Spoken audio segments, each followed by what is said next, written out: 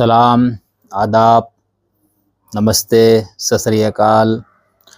امید ہے آپ سب خیریت سے ہوں گے۔ آج ہم ایک اور موضوع کے ساتھ آپ کی خدمت میں حاضر ہوئے ہیں۔ یہ بہت اہم موضوع ہے اور آج کل اس کے اوپر بہت زیادہ گفتگو ہو رہی ہے۔ میں اس موضوع پر چونکہ ایک کتاب لکھنا میں نے شروع کیا تھا کچھ عرصہ پہلے، پھر کچھ وجوہات کی بنیاد پر وہ پایہ تکمیل کو نہیں پہنچا پایا۔ اب امید ہے وہ کام بھی پورا ہو جائے گا۔